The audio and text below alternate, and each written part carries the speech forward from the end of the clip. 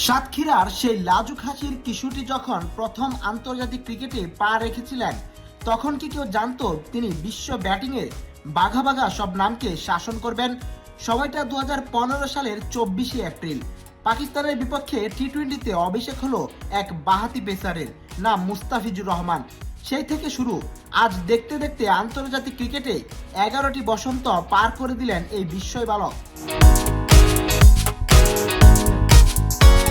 আন্তর্জাতিক ক্রিকেটে এক দশকেরও বেশি সময় পূর্ণ হওয়ার এই মাহেন্দ্রক্ষণে সামাজিক যোগাযোগ মাধ্যমে আবেগঘন এক বার্তা দিয়েছেন মুস্তাফিজ। তিনি লিখেছেন, আলহামদুলিল্লাহ, গর্বের সঙ্গে এই জার্সি পরে 11 বছরের পথ চলা। এটা ছিল ত্যাগ, আত্মোন্নয়ন আর অসংখ্য স্মরণীয় মুহূর্তে ভরা এক যাত্রা। সবাই আমার জন্য দোয়া করবেন যেন আমি দেশের জন্য সর্বোচ্চটা দিতে পারি এবং আপনাদের সব প্রত্যাশা পূরণ করতে সক্ষম হই। 2015 সালে অভিষেকের দিনে নিজের অফ কাটার আর স্লোয়ারের মায়াজালে শহীদ আফ্রিদির মতো ব্যাটারকে ভরকে দিয়েছিলেন মুস্তাফিজ।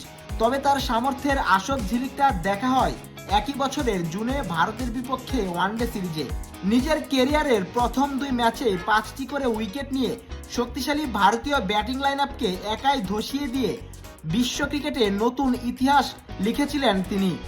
এরপর দক্ষিণ আফ্রিকার বিপক্ষে সাদা পোশাকে অভিষেক ঘটিয়ে 3 ফরম্যাটে নিজের অপরিহার্যতা প্রমাণ করে এই পেসার। পরিসংখ্যানের পাতায় চোখ বুলালে মুস্তাফিজের কৃতিত্বগুলো আরো স্পষ্ট হয়ে ওঠে।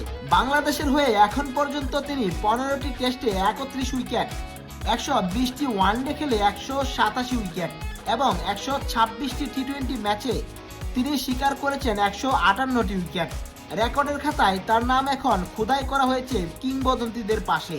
নিউজিল্যান্ডের বিপক্ষে সবশেষ সিরিজে 5 উইকেট শিকারের মাধ্যমে ওয়ানডে ক্রিকেটে বাঁহাতি পেসারদের মধ্যে যৌথভাবে দ্বিতীয় সর্বোচ্চবার 5 উইকেট নেওয়ার নজির গড়েছেন তিনি। এই তালিকায় তার সঙ্গী হিসেবে আছেন ওয়াসিম আকরাম ও ট্রেন্ট বোল্টের মতো মহারথীরা। এছাড়া আন্তর্জাতিক টি-20 ক্রিকেটে সবচেয়ে বেশি ডট বল দেওয়ার অনন্য কীর্তিও এখন তার দখলে। দেশের গণ্ডি পেরিয়ে বিশ্বের নামী সব ফ্রাঞ্চাইজি লিগগুলোতেও মুস্তাফিজ এক অতি পরিচিত নাম। আইপিএল থেকে শুরু করে পিএসএল কিংবা লঙ্কান লিগেও তার চাহিদা আকাশচুম্বী। বিদেশের মাটিতেও তিনি বাংলাদেশের একজন সার্থক ব্র্যান্ড অ্যাম্বাসেডর হিসেবে সমাদৃত। 11 বছর আগে যেই যাত্রার সূত্রপাত হয়েছিল, ফিজের সেই স্নিগ্ধ হাসি আর ভয়ঙ্কর কাটা আজও বাংলাদেশের ক্রিকেট ভক্তদের একইভাবে বিনোদিত করে যাচ্ছে।